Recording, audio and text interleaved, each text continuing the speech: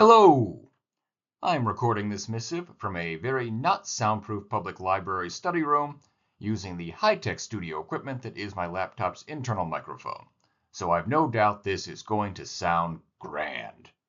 Also, 'twill not be edited even a bit, because like so many people, I consider being forced to hear the sound of my own voice to be a sadistic torture that ideally should be considered a high crime by all civilized peoples.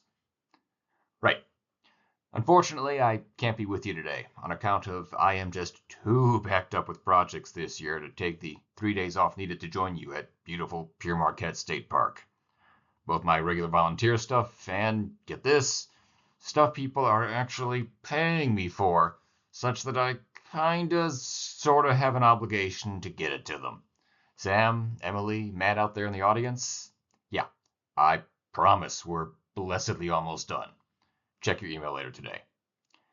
Anyhow, all that said, Pure Marquette is one scenic place, so I hope you all get out for hikes during some downtime over the next couple of days. Normally, I'd recommend you go do so while I was at the front of the room presenting something boring. Unfortunately, that strategy obviously wouldn't work this year, but I'm sure you'll think of something. Okay then, since I'm not with you to deliver a full summary of the wonderful world of conservation that was 2024, I'm instead going to run through 5 or 6 minutes of highlights, little quick bits of content. Quibbies, let's call them. A format that has proven so wildly popular across the nation that there's no possible way I'll be embarrassing myself today. Let's start at a really high level. It's admittedly not much from the perspective of, say, Wisconsin, but 2024 saw more land protected in the state than in any other year in the decade that I've been tracking this stuff. And as you can see, it wasn't particularly close. Now, a major part of that was a fantastic project out of McHenry County, spearheaded by the Conservation Fund, with invaluable financial assistance from Illinois Audubon and Open Lands. Now, the map on the screen that is admittedly wholly lacking in context for anyone who doesn't already know what they're looking at takes in just shy of 949 acres of woodland, agricultural fields, and wetlands, all of which are destined for incorporation into the Hackmatack National Wildlife Refuge. And all this in the middle of Chicagoland where, I probably don't need to remind you, properties of this size are almost unheard of. What's really great about this one, apart from its sheer scale, is that, as you can see, it's connecting a bunch of existing preserves, including land owned by the McHenry County Conservation District and properties already deeded to the Fish and Wildlife Service. All the main players who made this possible, Emmy from the Fund and Joe from Illinois Audubon, Emily and Matt at Open Lands, are with you today. So I encourage you to chat with each of them, not just about the site, but about everything they did to make this one possible. You've got some all-stars in the room today with you is all I'm saying. On the subject of wide open spaces, most of those who know me also know that I'm absolutely enthralled by native prairie.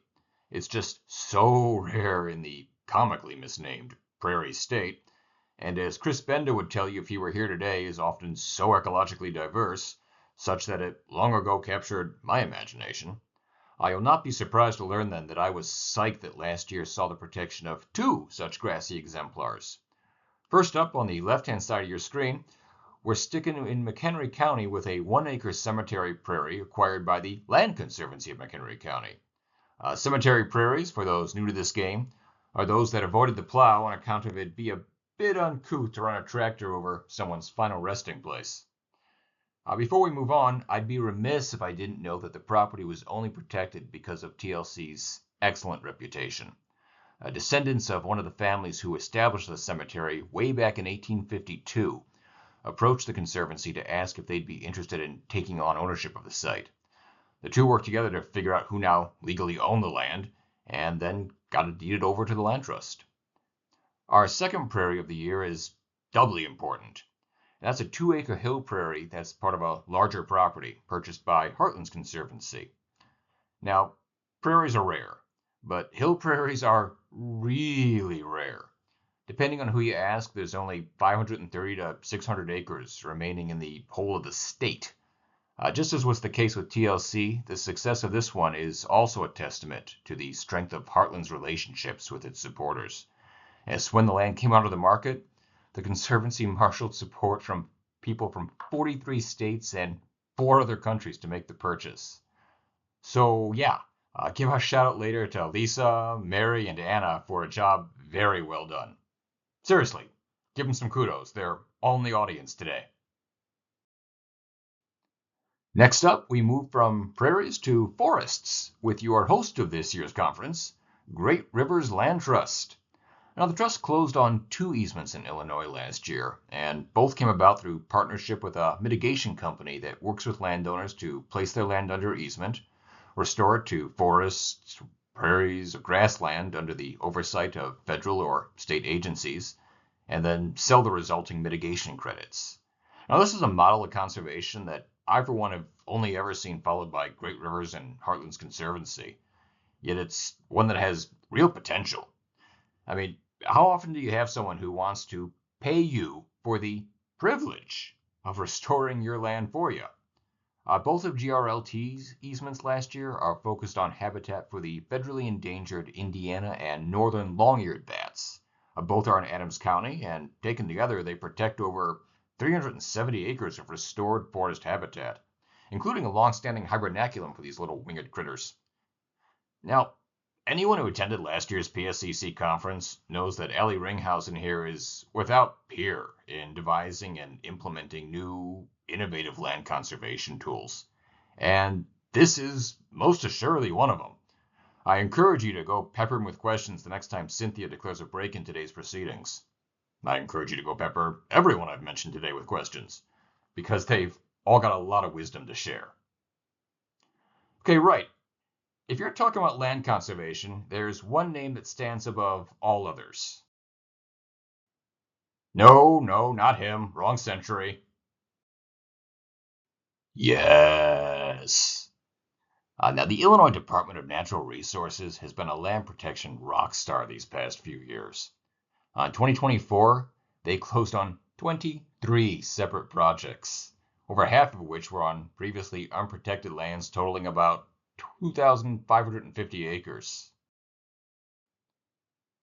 Now, these ran the gamut both geographically and ecologically, but one of the highlights was 147 acres, again in McHenry County, oddly enough, that represents what, until last year, was the highest quality unprotected fen community in all of northeastern Illinois. It also tied together a half dozen disparate Illinois nature preserve sites into a single coherent whole. So that was pretty neat, I would say.